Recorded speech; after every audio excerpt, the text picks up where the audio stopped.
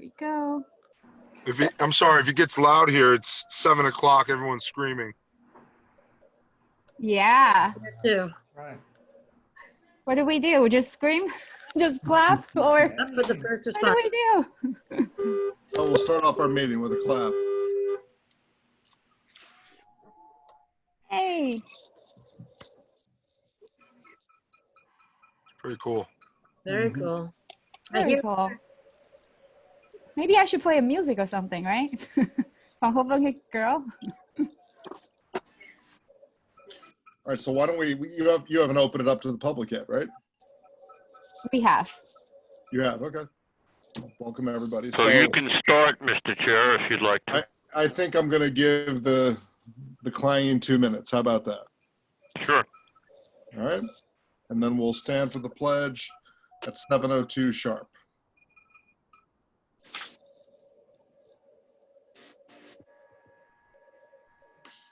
So I should still. So we would still need the flag, right? Right. Yeah.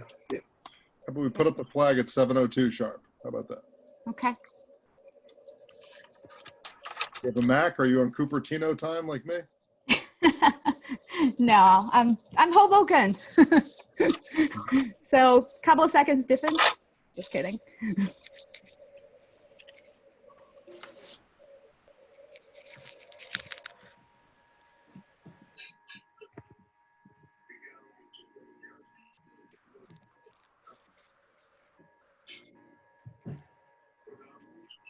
All right, so let's salute the flag in this unprecedented meeting of ours.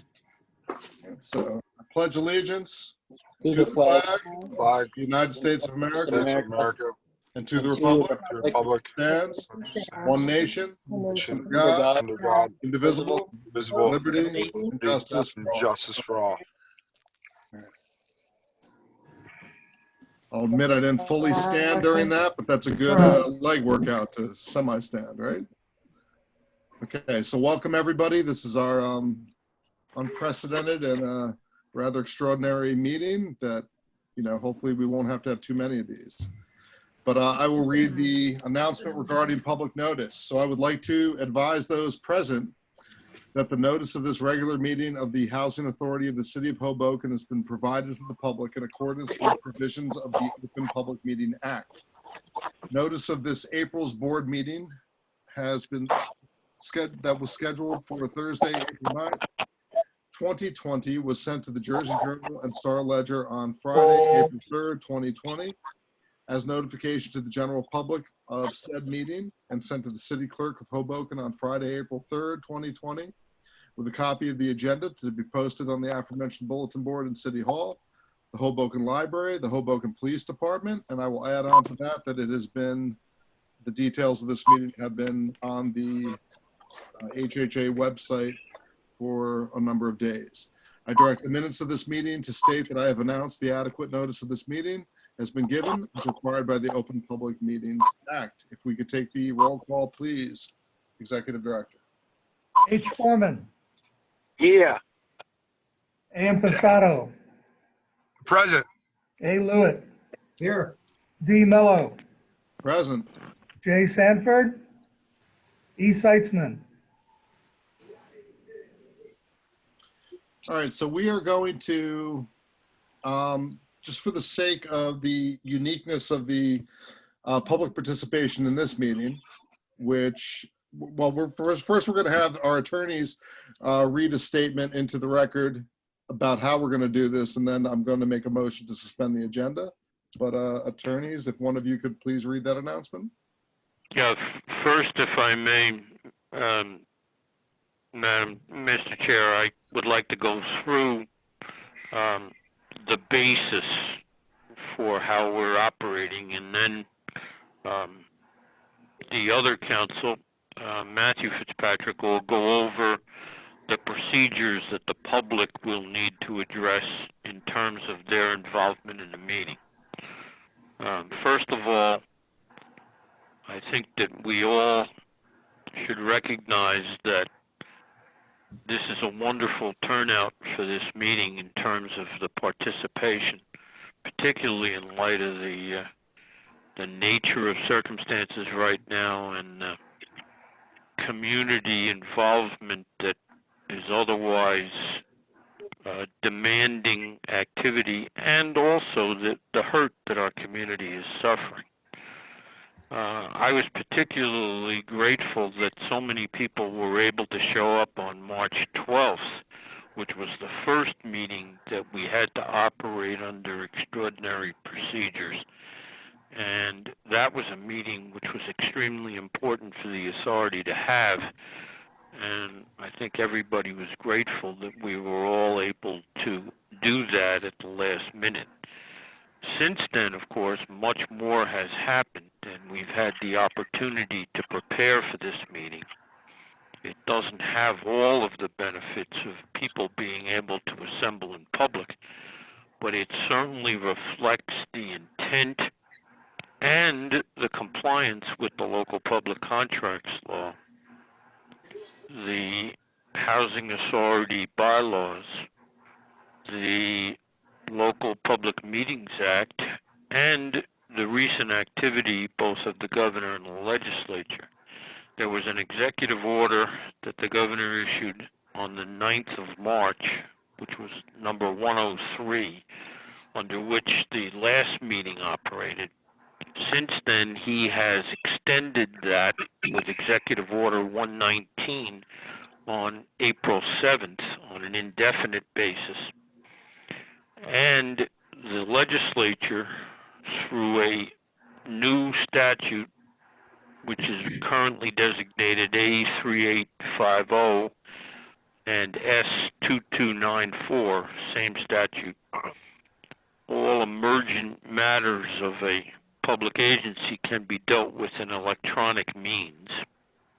That's an amendment to the Open Public Meetings Act. Our bylaws have already permitted all of the members of the board to participate telephonically. The additional issue here is that pursuant to the executive orders and the amendment to the Open Public Meetings Act, we are able to have the public on the meeting by internet or phone more than most authority and other public bodies have been able to do in general. We are definitely complying with the notice, since this is a regular meeting of the authority, which notice was given in June of 2019, and we have complied with our usual procedure of giving people the ordinary notice that we're having the meeting and the ability to participate, which was published in the newspaper. We do intend, at the point after we go through the procedures, to ask for a vote of the board to reorder the agenda in order to further facilitate the participation of the public by permitting a little bit more time for the public to be able to join the meeting. At this point, Matthew Fitzpatrick is going to go through the actual procedures that will be used by the public in participation. Thank you. In keeping with the Housing Authority's normal practice of affording members of the public to comment at monthly board meetings, the authority will be accepting comment during this meeting in one of three ways. First, comments can be sent by email during the meeting from now until 7:30 p.m. to the email address hha@myhhanj.com. Second, if you're participating in the meeting using a web browser or smart device through Zoom, you can submit comments using the chat function. This function can be accessed by clicking the chat speech bubble icon. I believe it should be at the bottom of everyone's screen. And we ask that any member of the public who wishes to submit comment using the chat function try to limit themselves to a single submission rather than submitting multiple brief comments. Any comment received by 7:30 p.m., either by email or through the Zoom chat function, will be read aloud by an authority representative for all attendees of the meeting. Third, If you are participating by telephone and do not have access to one of the first two methods of comment, beginning at approximately 7:30 p.m., the authority will allow access to participants one at a time to comment using their telephone. Please note that the standard practice of the executive director and members of the board is to refrain from engaging in a back and forth discussion during the public comment portion of authority meetings. However, in light of the ongoing crisis, the authority realizes it may be necessary to address questions or concerns raised by the public related to COVID-19 at this meeting. Finally, while the authority understands that the concerns of residents and other members of the public are not limited to COVID-19 related issues, the executive director and members of the board request that those who wish to comment be mindful of one another and attempt to limit public comment to urgent matters facing the authority community. This will help ensure that all members of the public who wish to speak can do so in a timely manner. On behalf of the authority, we thank you in advance for your patience and understanding. And at this time, Mr. Chair, we recommend that the board consider a resolution to reorder the agenda to allow the executive director to issue his report. I will do that, but just sort of impromptu, before we do that, I would like us to have a moment of silence for those who have lost their lives to this virus in Hoboken and beyond. So if we could do that first, please.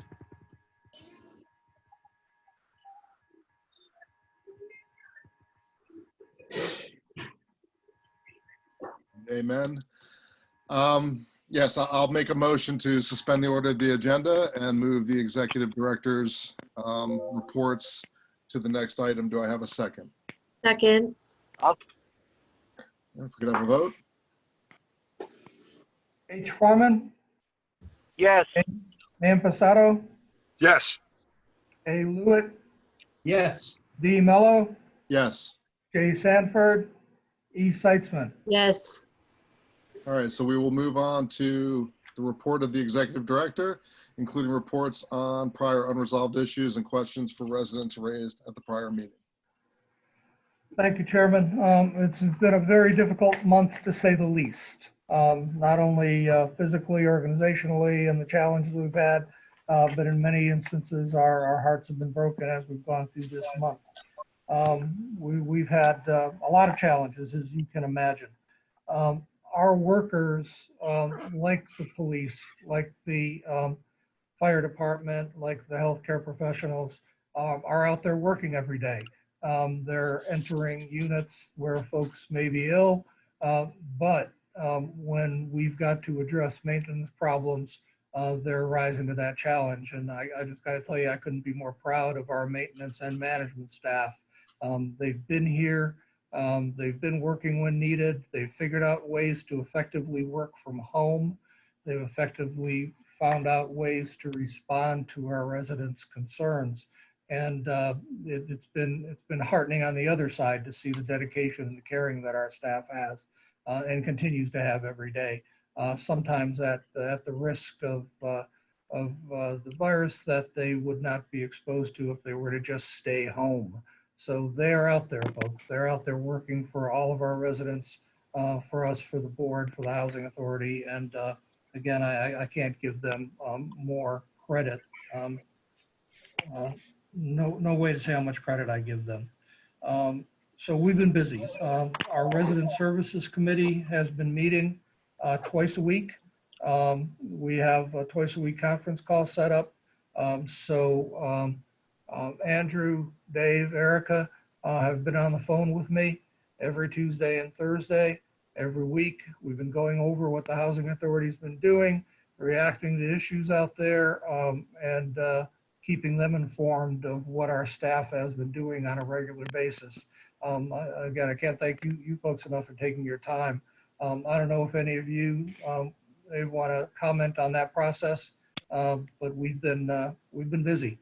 And keeping you up to date through the committee and what's going on. We as a staff have been meeting every morning telephonically at 9 a.m.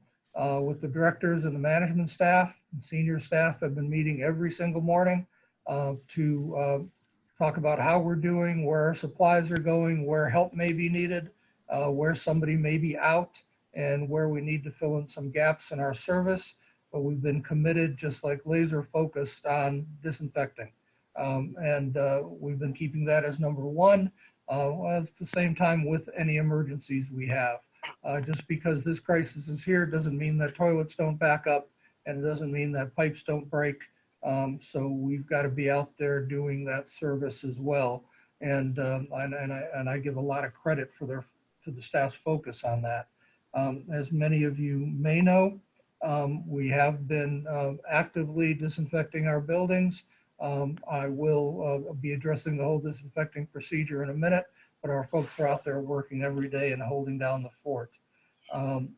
I have been on a COVID-19 city task force every day at 1 o'clock with other leaders in Hoboken, and that's been a very, very great process. I thank the city for making that happen, along with Leo and Sergeant Montanez of the OEM.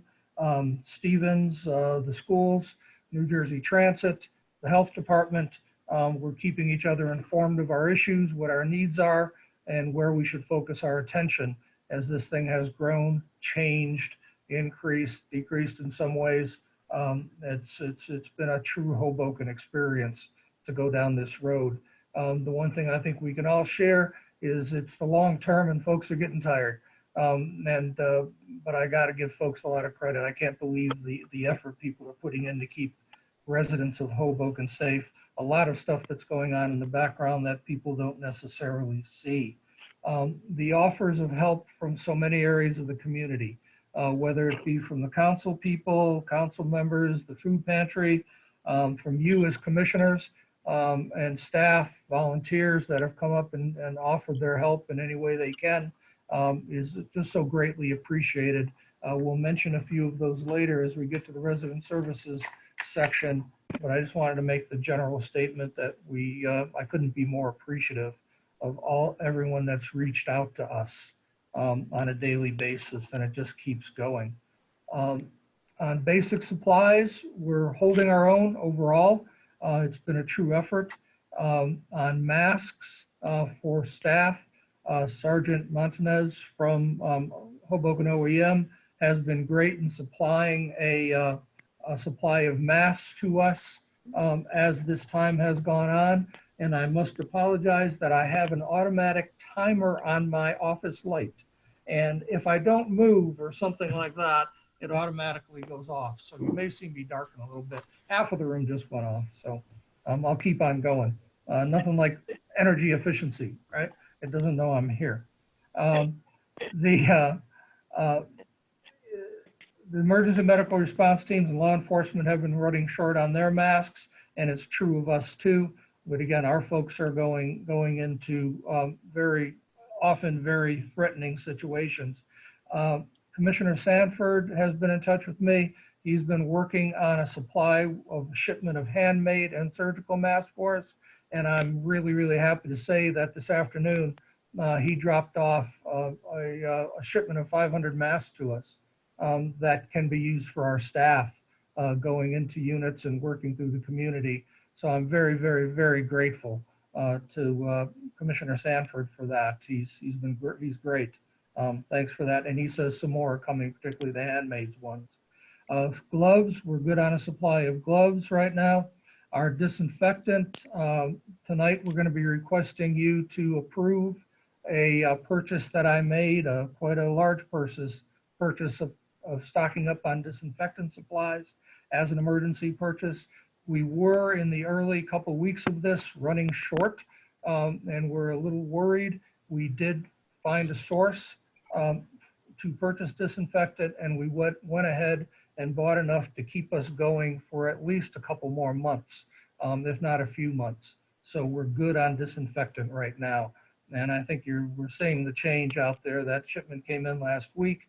It's a high grade disinfectant with a pretty pleasant smell to it. So we're out there treating our buildings with a few types of disinfectants right now.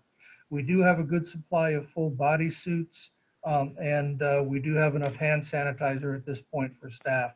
So we're doing we're doing well on those. On communication, which is frustrating, we have been using our website. We have posted our alerts. We're reposting the mayor's nixle on our website in case folks have missed them. And we've been relying on flyers and posters quite a bit. We are continually worried about folks that may not have internet access. So we're trying to get as much information to our residents by posting things next to the elevators, in the lobbies, door-to-door postings of information on where folks can get food, where they can get medical assistance, all of the latest stuff coming out of the Center for Disease Control on what we need to be doing to protect each other. So we're trying to get that message out continually. We have been a little frustrated because we didn't move forward with a nixle a number of months ago, and it's something that we may consider in the very near future. It would have been very, very nice to have that, our own housing authority nixle system. It's about $3,000, $3,500 a year, and we've talked to some folks and we're considering that step. Right? On disinfecting as a separate topic, we have been going into all of our elderly and disabled buildings with a cleaning every morning and 3 times more every day at a minimum of disinfecting every common space in the building. We've been wiping down every high touch point. We've been going through all of the elevators, up and down the entire buildings. I would hold our buildings up at this point to anyone in the city, country. They're clean. Our elderly and disabled buildings particularly, we've been really focused on, although we've been focused on all of them, our elderly and disabled buildings look really good. And we're gonna keep up that standard as time goes by. To add to that, we are starting tonight at Monroe Gardens at 221 Jackson. We're doing a thorough disinfecting, sanitizing, fogging routine on all of the community areas. Sergeant Montanez with the OEM and I have been working on this. Thank you to City Council. They have provided the funds for this disinfecting, sanitizing, fogging procedure that is starting tonight at Monroe Gardens. We'll go over to Adams tomorrow, and Monday and Tuesday, it will be into Fox Hill for this sanitizing and disinfecting. It is a fogging procedure where they go to every single floor and every community room, every office, every community space that's available to go into and actually do a fogging spray, fog down the doors, fog down the banisters, and it completely disinfects. It is a non-toxic approved spray fog that actually sticks to the walls through an electronic process. And it's just a tremendous process. We're really looking forward to this being done. We were glad we could get it started this quickly. We started working on this last week and we made it happen. City Council approved it. After we're done with Monroe tonight, Adams tomorrow night, Fox Hill Monday and Tuesday, we'll be moving over to the family units.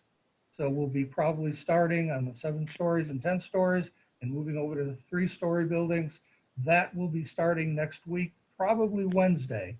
We're also doing a deep clean in the stairwells. I think we're keeping up with the actual hallways and entry lobbies very, very well at all of our units, all of our family buildings. We are going in and cleaning in the morning, disinfecting 2 times a day more at each of those locations. So we're doing 3 full disinfectings on all high touch point areas. Our stairwells are tough, but we are looking to bring in a company to do a deep clean in our stairwells. We're talking to a couple companies now, and we're hoping to get that done starting next week.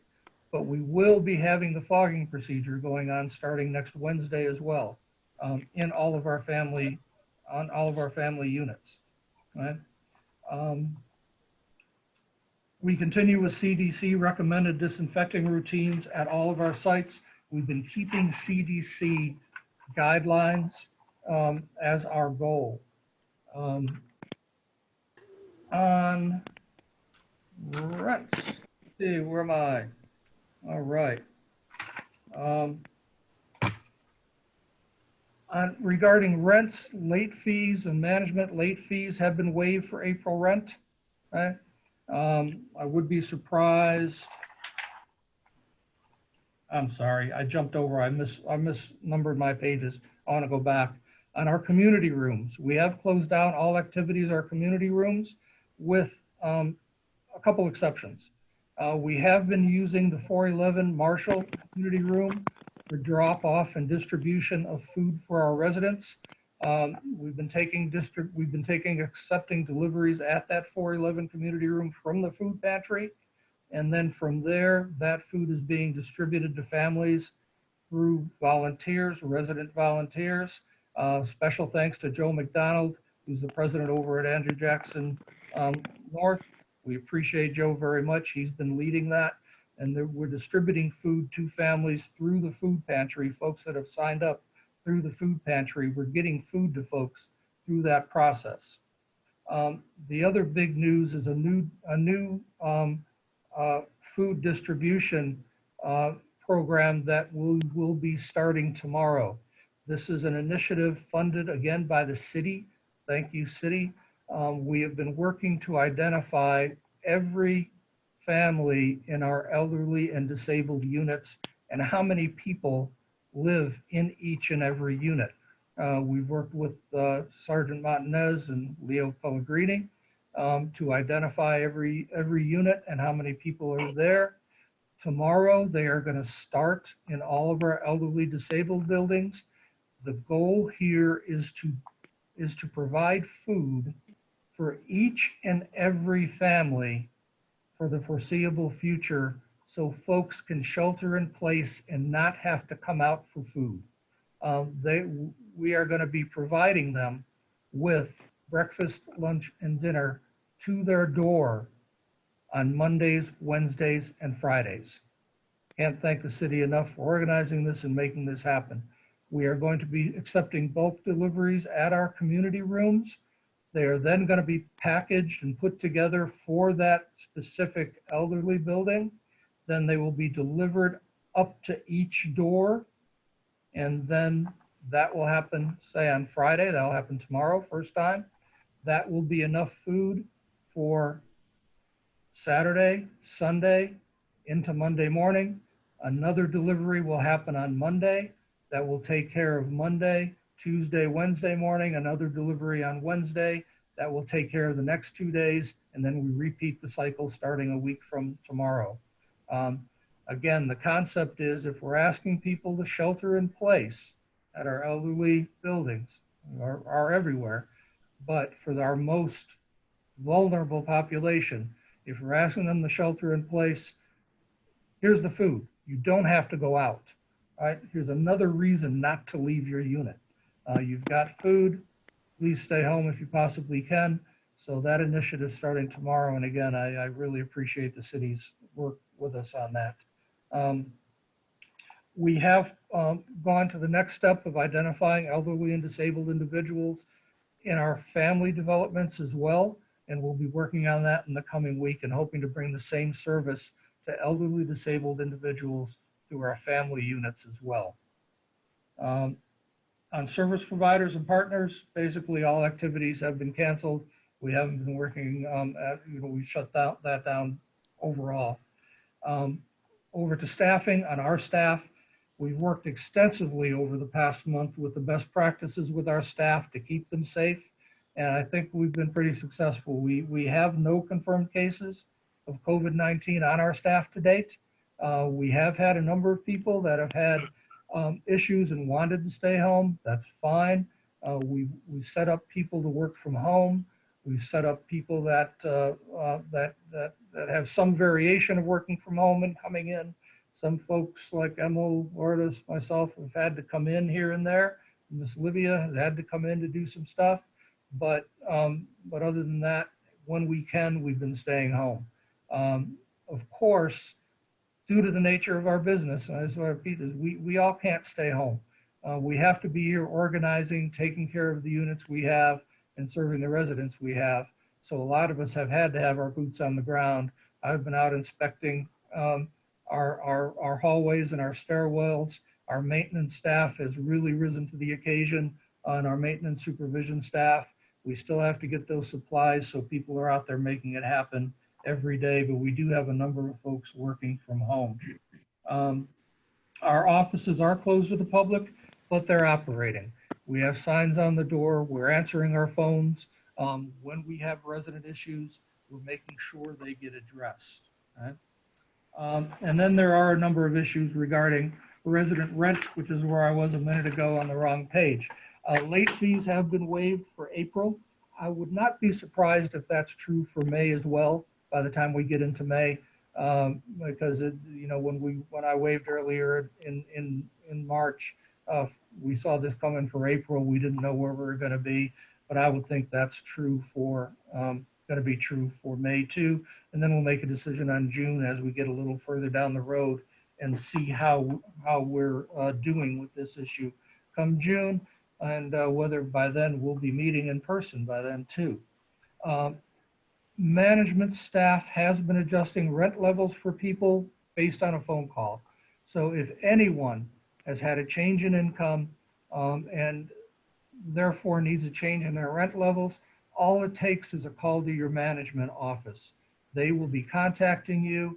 Traditionally, when you do have a change in your income, so your rent is adjusted, traditionally you have to come into the office, bring verification, and we go through that verification with you.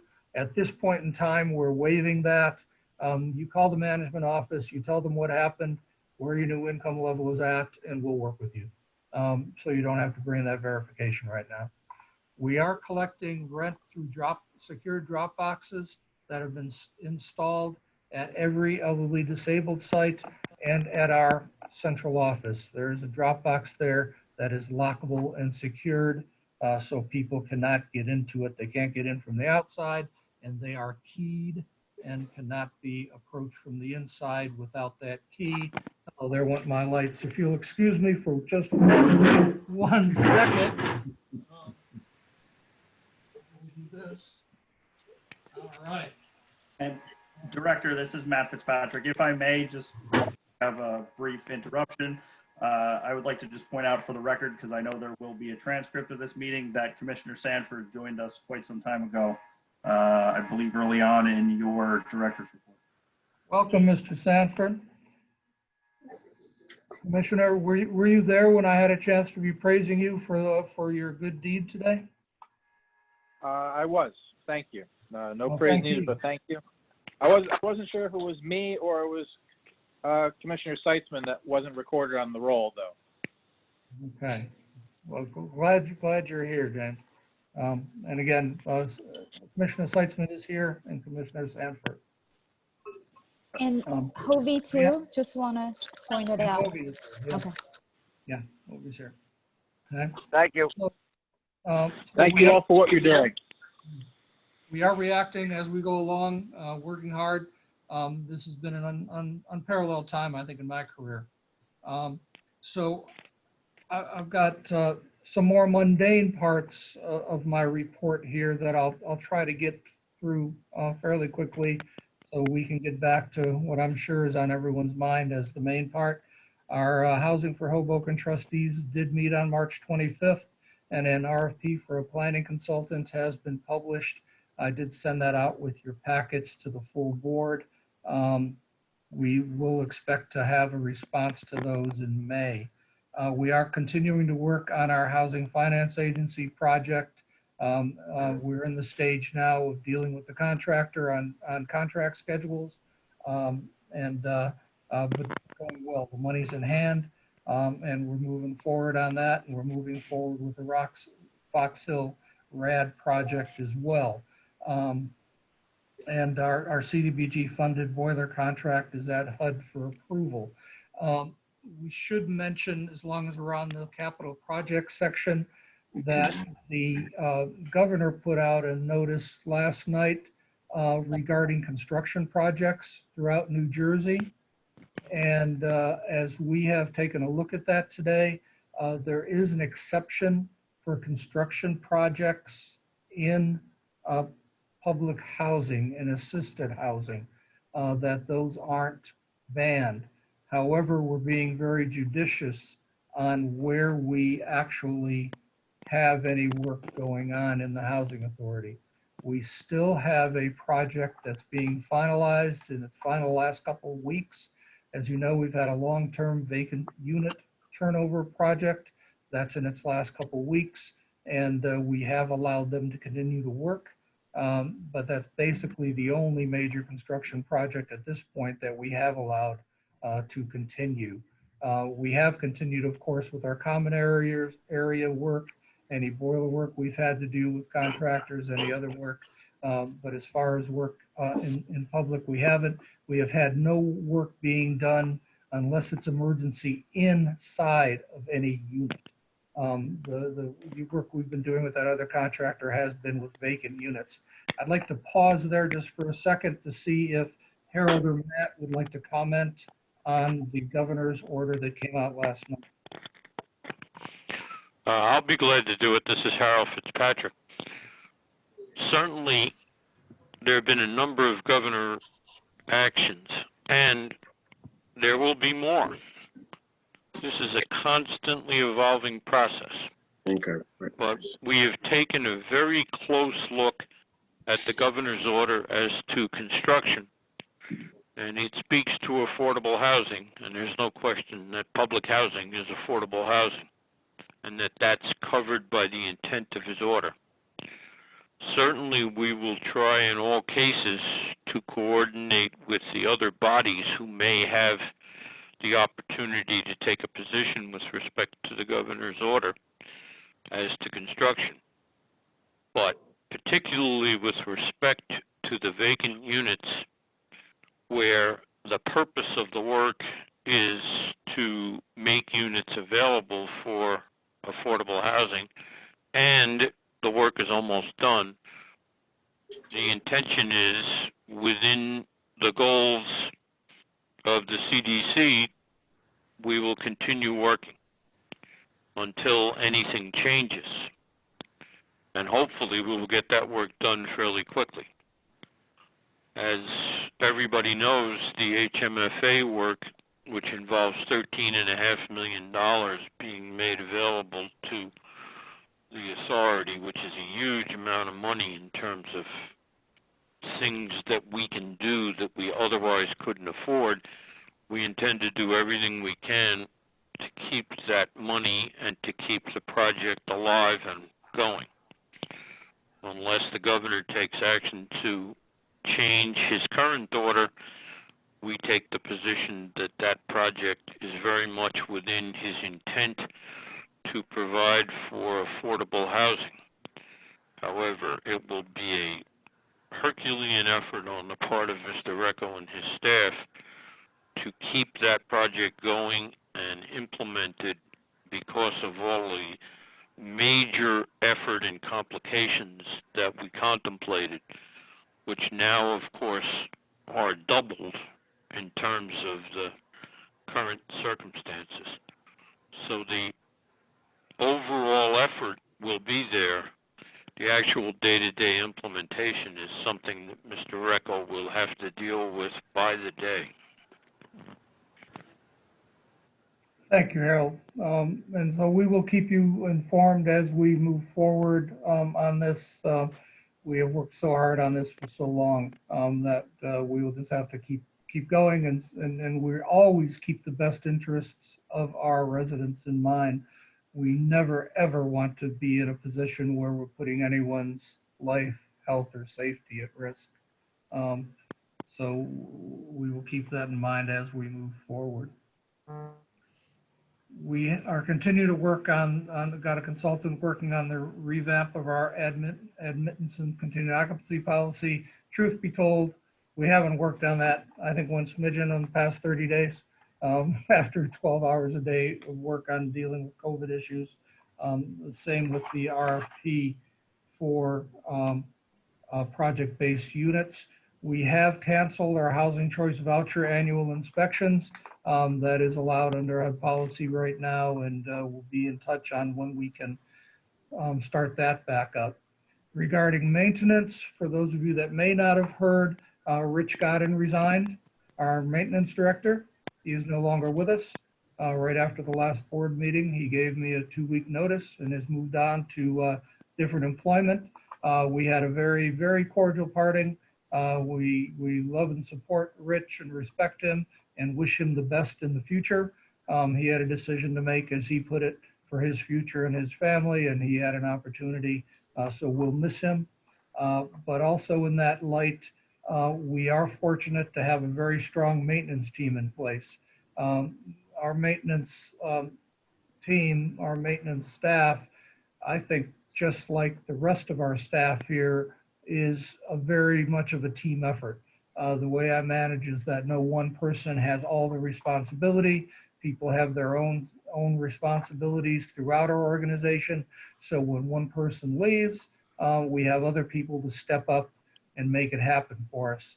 And I feel very confident in Jackie Medina, who's been with us for quite a while as a maintenance supervisor. She'll be stepping in temporarily as the head of maintenance and being the main contact. As many of you know, I've got years of experience in maintenance as well, so I've been spending a little more of my time dealing with the maintenance issues. And we have some very good folks that you don't know out there. We've got some very talented maintenance mechanics, some people that have matured over the years and know their responsibilities and care about their responsibilities. And we see them stepping up as well. So we've really, through all of this, insanity over the past 30 to 45 days, we also had a key member of our staff leave, and we had to deal with issues of making sure we've covered our responsibilities through siphoning off responsibilities and changing things. And we're doing well. We're doing well. We have a good, solid staff out there in key positions. To finish off our maintenance capital improvements, we did have a sewer line replacement project at Adams that was slated to start. I have canceled that. I've delayed that, stopped it completely. As opposed to a vacant unit project, this was a project, if you remember, that we're going into the lobby at Adams and tearing up the lobby and replacing sewer lines that run under the lobby. No, that is not going to happen while this is going on. So we talked to the contractor. We had to put that on hold. We do have some things still in design: the repair of parking lot gates, generator replacement at 220 Adams, compactor replacement that we're moving ahead with, because we do need a number of 7 compactors at various sites. They're in design and write-up, so we're not working on those yet, but we would envision that those could continue. Okay?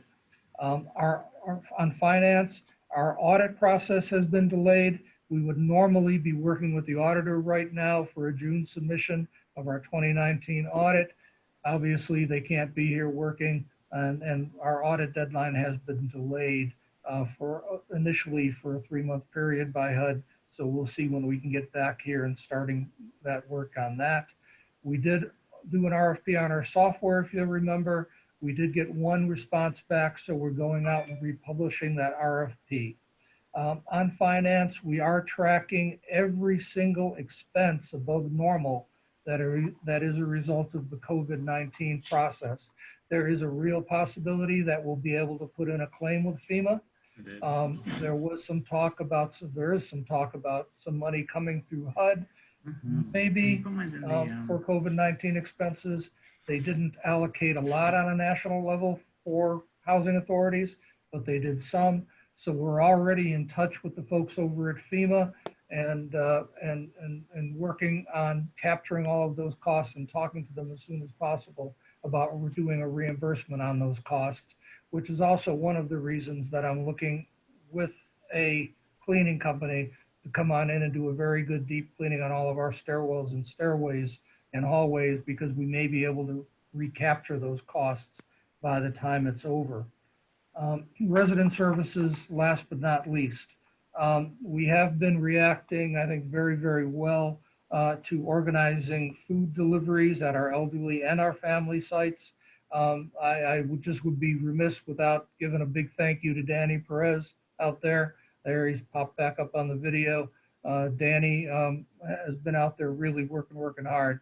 We are at times getting calls a half hour ahead of time saying there's a delivery. Can we have somebody out there? And Danny's been making that happen, connecting with everyone and getting volunteers and making that happen in a safe manner. The man is handing out, making sure people are wearing masks, make sure people are wearing gloves, making sure people have the hand sanitizer and what they need. I'll close out by just giving those thank yous clearly to Daniel and the rest of my staff. But I've had a number of people on the political front as well. Annette Chaparro, Ruben Ramos, Vanessa Falco, Phil Cohen, Tiffany Fisher have all been reaching out, concerned about housing authority residents and wanting to help in any way that they possibly can. So thank you to those. There's many more people I should thank, and I'm sure there'll be many more by the time we're through the end of this crisis. Thank you. That's my report for this evening. All right, thank you, Director. Just to expand on a few things you said, the food pantry, I just want to emphasize that everybody, the council people and everybody who's been involved with that has emphasized to me that there's minimal touch. So the food and the grocery items, they're touched by as few human hands as possible, people wearing gloves. So, you know, that being said, people should still, when they receive any delivery of any sort, should disinfect and clean the products before they start interacting with them. The disinfectant and sanitizer, I want to thank again everybody, all the elected officials and the members of OEM, members of our police department that helped facilitate that, and our executive director. Thank you so much, Director Recco. I know you did a lot to make that happen, and that started commencing, I guess, at 4 o'clock today. Am I correct? Yes. Great. They're at Monroe Gardens as we speak. Great. Wonderful. And it will continue through Tuesday. So, you know, we unfortunately, I don't think I'm speaking about anything I shouldn't, that we have had some losses of life within our housing authority, which is, you know, predictable if you've been following this event at all, because we do have a large portion of the senior population living within our buildings. So it's not to be unexpected, but it's certainly no less tragic because we expected it. So I think our staff has been doing an amazing job. Everything that I've heard in the Resident Services Committee updates at disinfecting and keeping our common areas clean, but this is a welcome supplement and addition onto what's already being done. So thank you for that. And then we will move on. So as per the suspended agenda, we're going to move on to the public portion, which I think Ms. Livia is going to help facilitate for us. Yeah, so just as a final, I would like to introduce, and I failed to do this, Wendy Marichek, you'll see on the screen under the name Hoboken Housing Authority, because she's our moderator today. Wendy is with the Circle Network. She's been the one that's helped us with our website and is a great techie. So Wendy, thank you for all of your service in making this happen for us today. So as far as the public portion, do we have people waiting to speak? Well, but I wanted to interject on that. So yeah, if we have anybody waiting, we should start with them, I'd imagine, right? Yeah. So who's controlling that? Is that Wendy or Libya? Who knows if we have people waiting to speak live? That would be Wendy. That is me. I think, I have no one for chatting and there's no Q&A so far. Okay, so then we'll move on to Libya. I believe has a few pre-prepared comments that were submitted.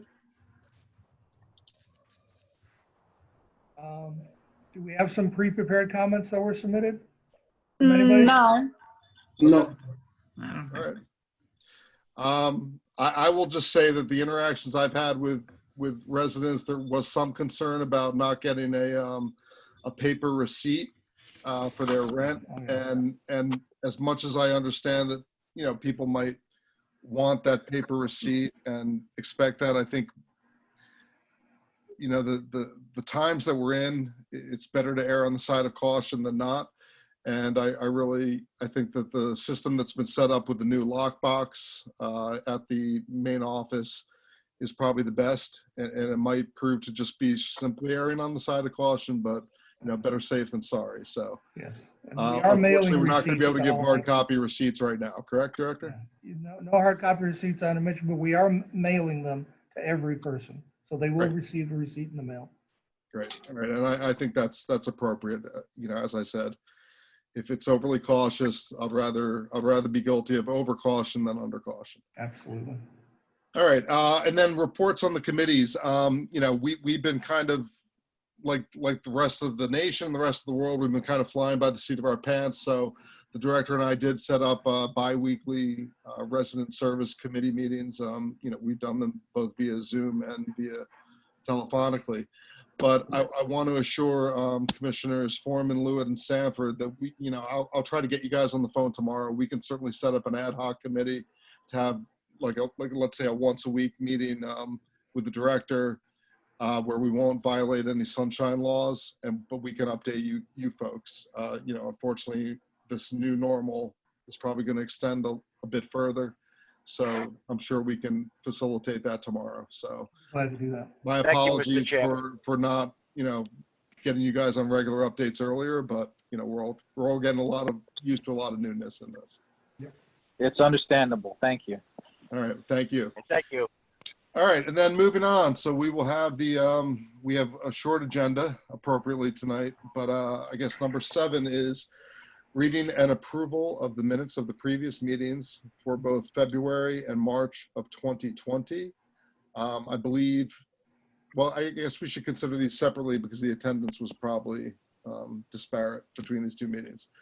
So resolution number 2020-04.01, a resolution to approve the minutes for the February 13th, 2020 monthly board meeting. Do I have a motion?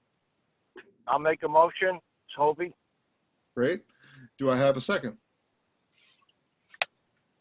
Second. Wonderful. All right, any discussion? If we could have the vote, executive vote. H. Foreman, Yes. A. Impastato, Yes. A. Lewitt, Yes. D. Mello, Yes. J. Sanford, Yes. E. Seitzman. Yes. Okay, moving on to resolution number 2020-04.02, a resolution to approve the minutes of the March 12th, 2020 monthly board meeting. Do I have a motion? Motion. Right? Cool echo effect I'll too. second it. All right. Any discussion or questions? All right, if we could have the vote, please. Is this the list of bills?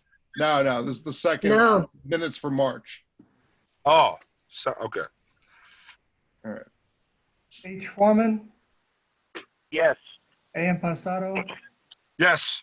A. Lewitt, Yes. D. Mello, Yes. J. Sanford, Yes. E. Seitzman. Okay, so moving on to bills and communications. Resolution number 2020-04.03, a resolution of the authority of the payment of the monthly list of bills for the Hoboken Housing Authority. Do I have a motion? I'll make a Motion. motion. All right, so do I have a second? Mr. Foreman, could you second it? I'll second it. Great. All right, so Commissioner Impastato, I believe you had some questions? Yes, thank you. I noticed under the truck expenses, for example, on this month's list of bills, it is under monthly contracted expenses. It's number 2 line item, $9,565. Well, I went back and started to look at each month list of bills, and for the past year, it seemed like it came out to $22,626 worth of truck repairs. And I requested the list of our fleet from the director and from Emil, and which they, you know, I appreciate them sending me the list of all the vehicles. I kind of just, if it's possible, if they maybe can talk about which vehicles this pertains to, or which vehicle this pertains to, and if we can going forward, well, first, if we can create a past report, I'd like to see which vehicles we're spending the most money on, it might make sense to either get rid of that vehicle and potentially purchase a new one, so we're not continually, pouring more money into these things. And then going forward, when there is a line item, if we can maybe attach it on the list of bills to each vehicle, so that we can stay organized and see exactly what the where the cost is going. Because my theory is that, or my concern is that, we're spending $22,000, and it might make sense economically to potentially purchase either a new vehicle or go out to auction to get a less expensive vehicle that maybe another city is trying to get rid of, that might be in better shape. If maybe Emil can comment on that, and that's just my concern here. Yes, sure. That's no problem. So this expenditure that you're seeing for $9,565 is not a normal maintenance expense. It's somewhat of a capital improvement. This is a 2008 pickup truck that had a regular bed on it. And what we did was we ended up installing a utility body on it, because the primary purpose of that vehicle is for garbage disposal. It's for overhaul of, say, furniture that's been left in Adams or Monroe or Foxhill Gardens that's getting carted around. So this is a capital improvement on a 12-year-old truck. The truck is in otherwise good shape. So if at $22,000, the majority of those costs are maintenance expenses. We have a fleet of 15 vehicles, and you are right that we do have some older vehicles, but this vehicle, it was our assessment that it was in otherwise good shape, that we shouldn't spend $25,000 on a new truck, and we're still going to have to spend $9,500 on this utility bed. So it made sense for us to just change the bed on it. Okay, and now is it possible for you to just go back and, if it's too much work, I understand, but on the 22,000 total for the past year, just to kind of create a report of which vehicle, each line item was spent on, just so we can see? I could work on that, sure. It's not something that I have, but I can definitely work on that. The primary vendor that we service our vehicles is with Jack's Towing. So Right. I can go through that and see where we're at. Great, I'd appreciate it. And then the next line item, under professional development, number 1 is the cost for Aaron Lewitt to attend the RAD conference. The $967 is, it's also my understanding that Mark, you attended the meeting as well. Yes. Now, are your costs going to be put on at some point? My costs weren't included as a reimbursable because we put it on a housing authority card, but they're essentially equivalent to Aaron's cost. Emil, you want to address that? Make sure we're capturing that. So last month, that would be captured. we did put on the conference registration costs, but I don't have the exact figure on. But it is going to be equivalent for the airfare and the hotel, which is what you're seeing for Mr. Lewitt. So it would be essentially around $1,800, $1,900 total for the travel. That's correct. Right. And we put on. Okay. And the second number 2, the membership dues, is that for all of us as commissioners that we pay a yearly fee? Yeah, it's for the entire housing authority to be part of our national, what they call the NARO group that we belong to. They offer training. They give regular bulletins on what's the latest on HUD development. and issues out there. And they put on, for example, when we send our managers to be certified as public housing managers, they issue the public housing management certifications. So we've been longstanding members of that organization. It is a national organization. And we have to do that? We don't have to. We don't have to. So- It would just cost us more if we wanted to send somebody for their training. I'm a huge fan of the two professional organizations that we belong to, which is NARO and the FADA group, which is the Public Housing Executive Directors Association. It's, I think, important to keep public housing strong throughout the country. And there are only two organizations, well, there's three, but one is a council of large public housing authorities called CLAFA. But those two organizations, FADA and NARO, speak for public housing authorities in Congress, in the Senate, on the executive level. They advocate for our budgets. They are important organizations that would not exist if housing authorities across the country did not support them. Mm-hmm.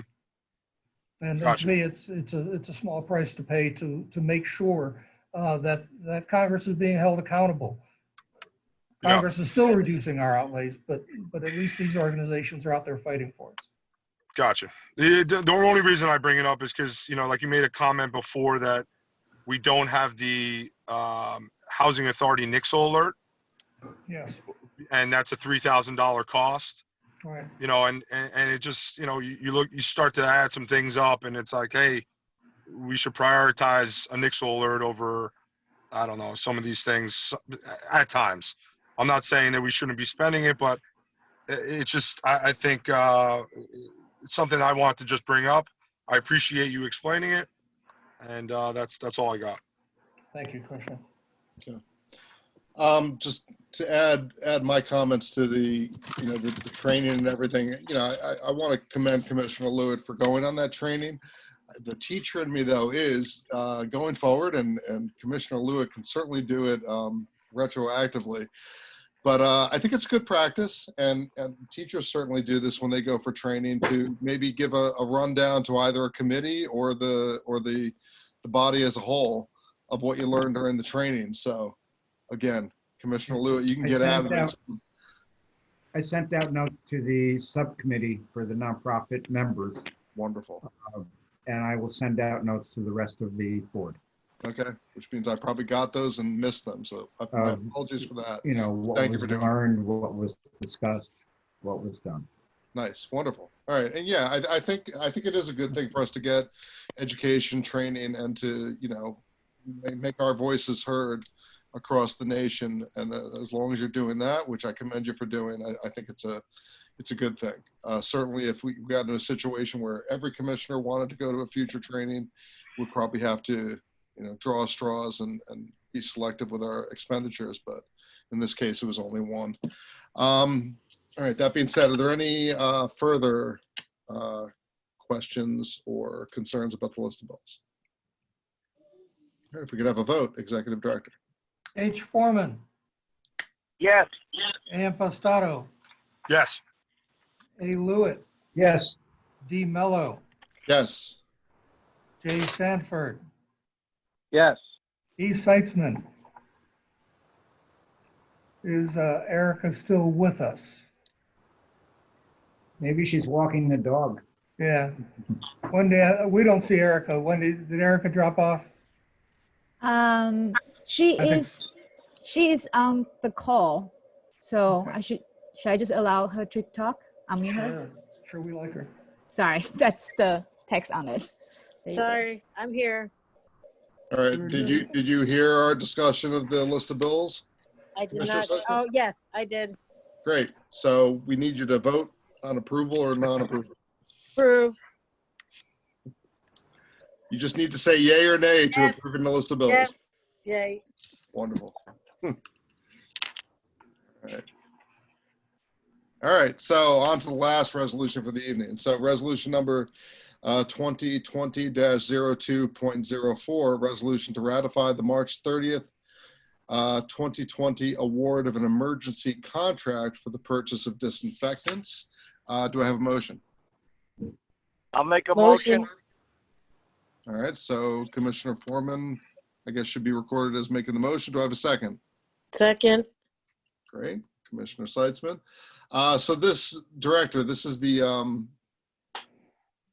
purchase of the disinfectant supplies that our staff is using, I believe. Could you add some color to this? That is correct. This is for all of our sites, all of our common areas, all of the disinfecting that we're doing at each location 3 or 4 times a day. We're going through some gallons here, and then the product's going out. We did find a very good supplier that makes their own. The city also uses a supplier. We were able to get our hands on it. It was dicey for a while. We couldn't even find disinfectant for the first 3 weeks of this crisis. And we were able to find these folks. We've actually done business with this company before. They're a good, reputable national company. And so we were able to make a good, solid purchase, like I said earlier, to keep us real solid for at least a couple months, maybe into 3 months by the time this is over. Okay. All right, And this is Harold. Let me comment yes. on the law with respect to this. We are following the long-standing and existing emergency procedure law with respect to the local public contracts and procurement provisions that apply to the authority. And indeed, there is a current local public contracts law emergency amendment which would have permitted the executive director to go out and take action without even following this process. And that's indicative of how, so far, we've been able to comply with things like the Open Public Meetings Act and the local public contracts law. So far, even within the emergency, the executive director has been very careful to comply with even more than that which he needs to. All right, well, thank you for that update, and thank you, Executive Director, for being so good about your compliance. And Emil, thank you, Emil. And Emil, as always. Yes, and Emil. I was going to make a comment about Andrew and Emil. I'll do it now. First of all, in spite of all the terrible things that have happened, there's also the little ones. And my congratulations, best wishes go to Andrew, and my best wishes and prayers go to Emil for the next month. Yes, so Commissioner Impastato, I'm going to put you on the spot. You need to put on the public record what you were blessed with this week. Yes, we had a baby girl, Sophia Kelsey, 5 pounds, 6 pounds, 3 ounces. Nice. And my wife and her doing fantastic, and I appreciate all the nice wishes. Congratulations. Congratulations. Congrats. God bless. Congratulations. Wonderful, wonderful news. Thank you. And Emil, when are you due? I should put on the record that my wife and I are expecting a baby boy on May 13th. Congrats. Congratulations. Congrats. Thank you. Congratulations, too. All Housing right. Authority family keeps growing. Tremendous. Before we do any more congratulations, though, procedurally, I don't think we took a vote on the last item, did we? That is correct, Mr. Chair, you did not. All right, thank you, Mr. Fitzpatrick, for keeping us honest. All right, if we could vote before we dole out any more congratulations, please. H. Foreman, Yes. A. Impastato, Yes. A. Lewitt, Yes. D. Mello, Yes. J. Sanford, Yes. E. Seitzman. Yes. All right, wonderful. And then before we get into any new business, you listen, from the bottom of my heart, this is the best version of this board that I've ever had the honor of serving with. I do want to emphasize a little bit of procedural stuff that has been ingrained in me since I was a child at my father and assistant superintendent of schools dining table. So when we reach out to anybody in the housing authority, we always have to make sure that we do that through the executive director. And I would also like the privilege of being CC'd on that. And there's absolutely nothing wrong with it, but we just have to make sure we maintain procedures and things with contact. Just to give you an example, in the public education realm, you know, I had a former student whose brother was elected at a very young age to the board of education in Jersey City, and he came to one of my mock trial sessions. I was the coach for the mock trial team at McNair High School, where I was teaching at the time, and he made a point that he was getting sworn in right after he visited us, and that this would be the last time he could visit the school without getting prior approval. So, you know, that's how boards kind of work, and we always have to make sure that we respect that. I know in the trainings, they don't really emphasize that probably as much as they should, but you know, we just always want to make sure that, you know, because we could, it's a slippery slope and we could get into legal troubles if we start reaching out to anybody who's employed by the housing authority without kind of filtering that through the executive director. And as I said, I would appreciate being CC'd on that sort of contact as well. There's nothing wrong with it, but we just need to mind those procedures when we do it. I also hope everybody stays safe and sound in this. You know, we've heard some unfortunate news about deaths in the city of Hoboken, and you know, there's a lot of rumors that go around as to whether or not they were members of our community or not. I had a pretty long discussion with Director Pellegrini on the city side, who oversees Health and Human Services, and he was pretty clear on that. We're not really allowed to be notified about that information because of just the various laws that exist in the state and in the nation regarding privacy. So we're not holding anything back from the public if we don't reveal that. We often don't know it ourselves until we hear anecdotal evidence that that's true. And there's really no getting around it. So as unfortunate as it is, it's just kind of what we're dealing with at this time. You know, that being said, obviously I don't know the exact percentage, but we have a very large percentage, probably I would estimate about 40% of the seniors that live in Hoboken live within our buildings. And there's been a lot in the news about when people are in a lower economic demographic, that it's been hitting those communities harder. So it's not unpredictable that we would have some deaths amongst our community. So nobody's holding back information. I just want to emphasize that our hands are really tied in even us knowing official statistics in that regard. So with that being said, is there any new business from anybody else amongst the board members? Yeah, Dave, I just want to touch on that too, that even the fire department is not, they don't even know. And that was put in by the U.S. As the state attorney general, that he put into law where, because Chief Crimmins wanted to know, you know, they go into medical emergencies, but he said, nope, only the police departments will know who has this dreadful disease. Right. So I guess that protects everyone. And that goes for any infectious disease. Obviously, this is an infectious disease, Correct. Which is, you know, historic and has put our nation and the world in a different sort of state of uncertainty. But that goes for measles in a school. That goes for anything that's infectious. So. All right. Any other comments during new business? I do have a couple questions. Sure. Commissioner Sanford, you have the floor. Thank you. So I guess it's for Harold and the director. These are kind of related questions. So the first part of the question is,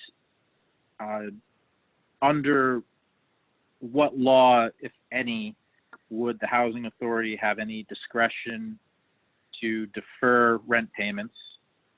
And then part B of that question is that even financially feasible? And then part 3 is, what if our tenants aren't able to pay any parts of the rents? What financial effect is that going to have on us and our ability to operate? I'll leave the legal. Yeah, go on. Answer, Before we answer, Mark, I do have a question for the commissioner. What do you mean by defer, Mr. Sanford?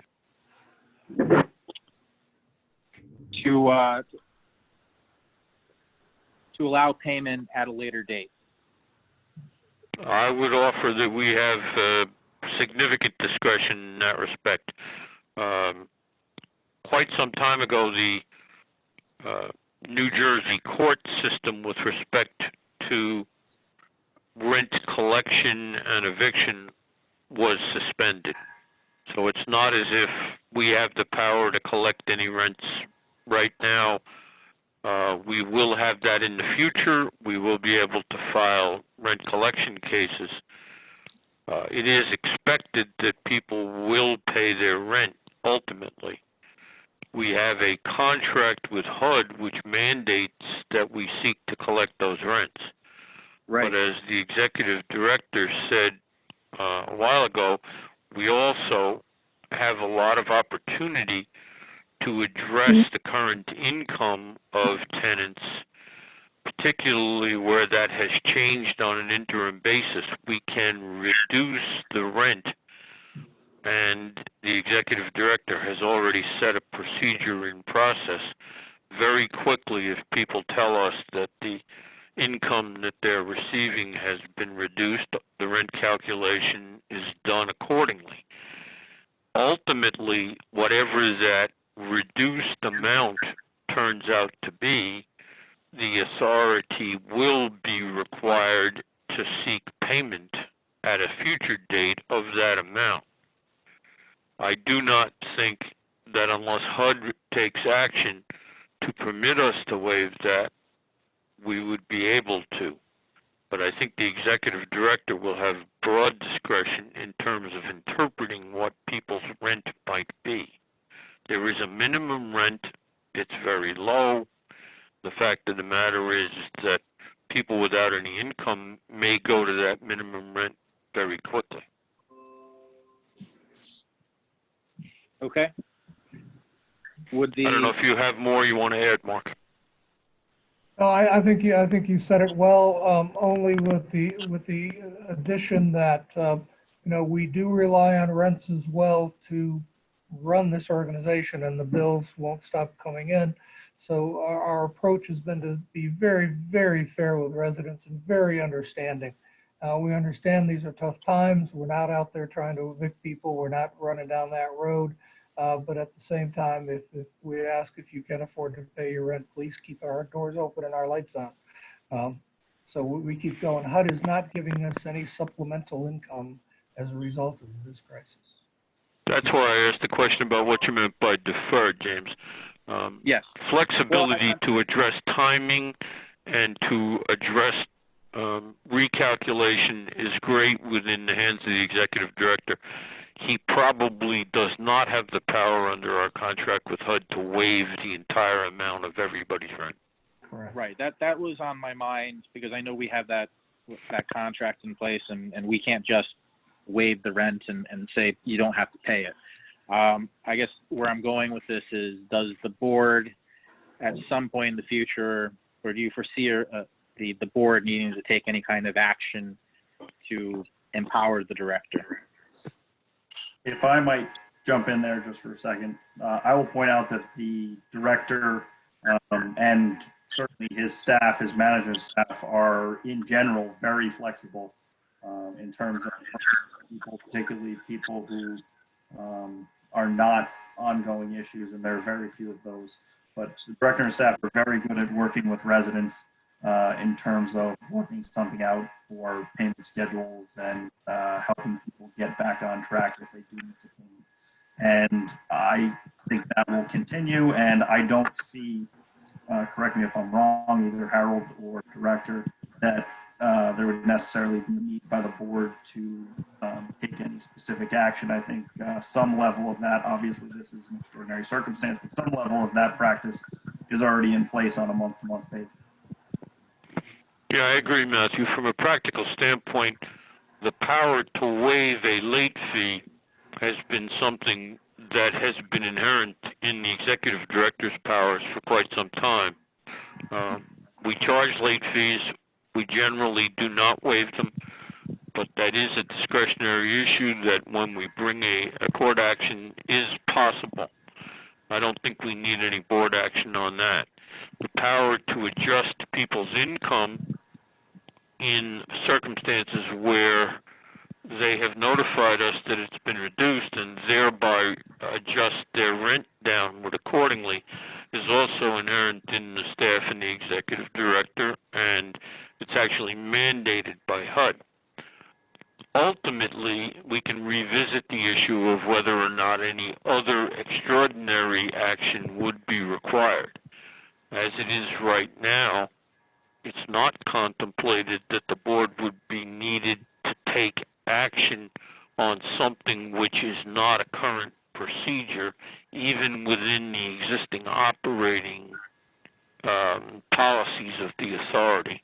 It's possible that that may come to fore as things develop.